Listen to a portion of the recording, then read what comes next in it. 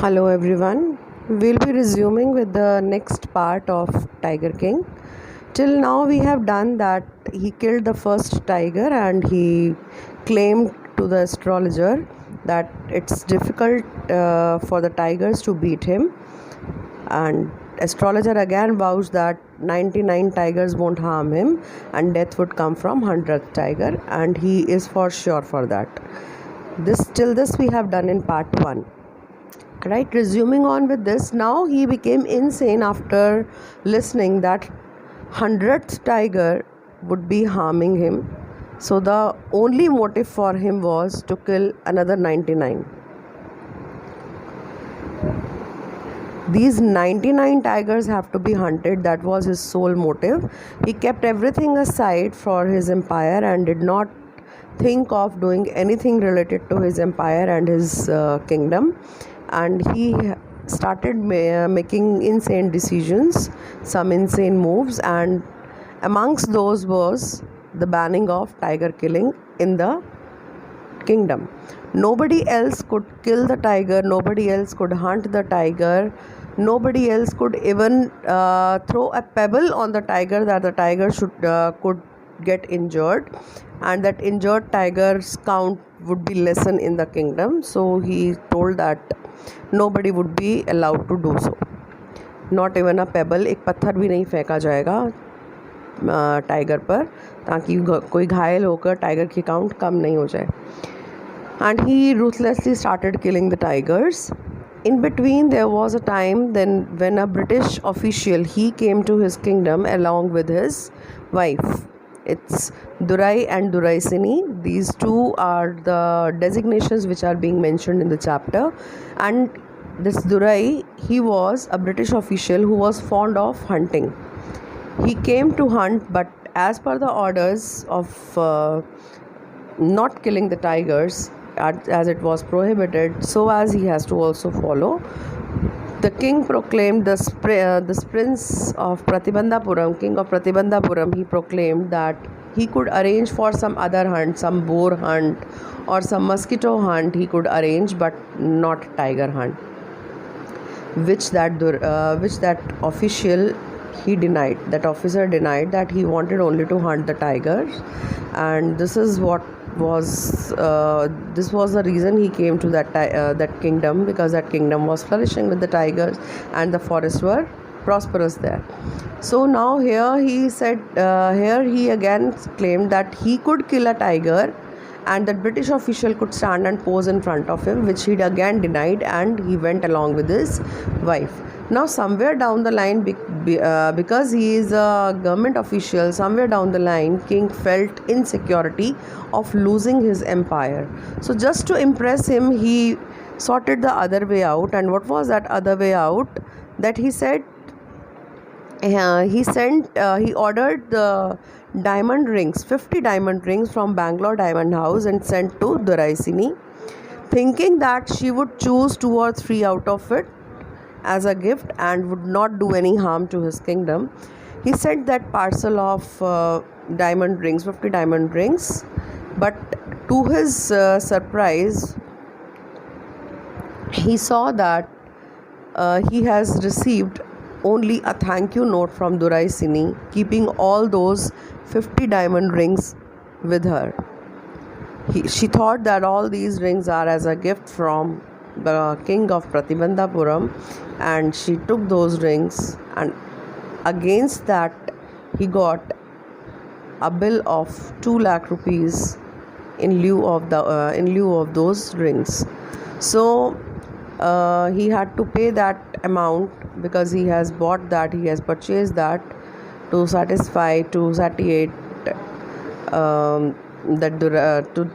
Duraisini and to save his empire. Slowly and gradually, he was again being busy to kill the tigers, and he could manage to kill 70 tigers at a stretch in 2 years. Now it were the 29 tigers who were again to be killed so that he could meet his target, and the king plans to get married. He calls his divan And just a hilarious incident is mentioned in the chapter, that he tells Diwan that I want to get married, and Diwan says that I'm already married, so how could I marry? And that seems silly to king, and he said that well, you can marry the tiger, well, you can marry the sword or a gun or a bullet. And now on this stupid note, king, he said that I would marry a human figure, and that too such princess whose father's kingdom would be flourished with the tigers. So this was another task for them, to find out such a place which was full of tigers, and the king must have a daughter. Somehow or other the people carried on that hunt of them to find a queen, so that might be, with the perception that might be the king may deviate himself from tiger killing and may focus on the empire. He got married, and every now and then he used to visit to his in-laws and used to kill 2 to 3 tigers. This is how he managed to kill 99 tigers. He killed 99 tigers, and this was a time the forest in his empire and nearby all the places near his empire were devastated. There was not even a single tiger being left anywhere. Now this was again an insane move, and he again said to his minions that go and find out the tiger. One more tiger is required. So finding out that one more tiger was the task given to the minions, else they have to lose their job. So everybody was petrified with fear, and again cherry on the cake, he added that the one who would bring that tiger would be exempted from this taxes. जो 3 साल के revenue taxes थे उन पर, कर्ज थे उन पर, उससे उनको एग्जेम्पशन मिल जाएगी, उससे कोई उनको प्रॉब्लम नहीं होगी, उनको कुछ भी नहीं देना पड़ेगा. So everyone in the army, in his troop, started looking for the tiger but could not succeed, and they spoke to their diwan that what has to be done, else we have to lose the job.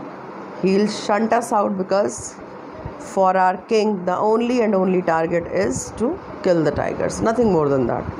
So Diwan, along with his wife, he went to the zoo, Calcutta Zoo, and from there he bought a very lean, feeble and such old tiger, बिल्कुल बूढ़ा सा, बीमार, मरियल सा, बिल्कुल who was lacking the strength, उसको लेकर आते हैं और गाड़ी में भर के, the one who was not even ready to move inside the motor car, उसको ज़बरदस्ती उसमें भरते हैं, ज़बरदस्ती गाड़ी को बंद करते हैं, दरवाज़ा आकर वहाँ खोलते हैं, उसको वहाँ लेकर आते हैं महल के बाहर, और वहीं आकर खोलते हैं, because he was so adamant, he was so stubborn कि वो बाहर भी नहीं निकलना चाहता. तो जैसे उसको बाहर खींचने की कोशिश करते हैं, वो गुर्राता है, ही रोर्स. तो रोरिंग साउंड सुनकर the king moves out very happily that yes, finally a tiger is there. He calls all his minions, and entire empire was being called. Just look at now, I would be killing 100th tiger, and I'll prove the prophecy wrong. It would be futile. So what he does, he took his bullet, he took the bullet, he took the gun, and then he shot the fire. But here, coincidentally, the bullet, it very rarely, very swiftly passed through the tiger and did not hit it. But on the contrast, because the tiger was lean, very old, feeble, and almost about to die, he collapses down because of only the thunder sound he hears near his ear. You might be recalling of the chapter you have studied years back, Mrs. Speckletide's tiger. There it happened the same, but the another scenario which has happened there is not here. So what they saw, what he felt, that he has killed that 100th tiger, and he declared victory in his entire empire. He told his minions कि उसको आगे लेकर आया जाए centre of the town, और मैं उसके ऊपर किलाबंदी करवाऊँगा, मैं एक किला बनवाऊँगा, एक फोर्ट बनेगा वहाँ पर. So when Diwan and other minions they came across the tiger and saw that the tiger was still breathing and the bullet did not shot. So what they did, just to save their chairs, to save their seats and job, they put the gun exactly near the skin of tiger and shot the fire quietly, and the tiger was dead. Somehow they took that tiger to the mid of the center of the town, and there the fort was being built. This is how, according to the king, 100th tiger was killed. Now he called upon that astrologer who predicted that 100th tiger would kill him. But as the years had passed, unfortunately that astrologer was no more. He had passed away. So that was a target according to him which he has completed, and he declared himself the Tiger King. Now within the span of 3 years he was into his empire, and he has completely alienated himself from this concept of tiger killing, because according to him the tigers were being killed. It was his son's 3rd birthday, and he wanted to gift him a beautiful gift because he had never been into his family life since long. So he went to the market to buy some gift for the child, and what he found there at the toy shop, he found a roughly carved tiger. That was a piece of attraction for him, because the entire life the king had nothing to be in except the tigers. उसने पूरी ज़िंदगी tigers के अलावा कुछ किया ही नहीं, कुछ देखा ही नहीं. उसकी लाइफ पूरी उसी के आसपास रिवॉल्व रहती है. सो दैट इज़ वाई उसको टाइगर ही पसंद आता है. ऑल्दो कि वो बहुत ज़्यादा रफली कार्व्ड होता है, फाइन उसका फिनिशिंग नहीं की गई होती, बट स्टिल वो 2 आने का जो टाइगर होता है, क्योंकि किंग एक अपने बेटे के लिए, राजकुमार के लिए लेने आता है, तो वहाँ जो शॉपकीपर होता है, टॉय सेलर, वो भी उसको 200 रुपये का बताता है, 200 रुपीज़. वो 2 रुपये का टाइगर 200 रुपये में ख़रीद कर लेकर जाता है अपने बेटे के लिए, उसके साथ खेलने लगता है. And suddenly a sliver, because it was रफली कार्व्ड, सो अ स्लीवर होता है ना, एक लकड़ी जब रफली कार्व्ड होती है उसमें पतली पतली सी डंडियाँ से निकलती हैं, दैट्स कॉल्ड स्लीवर.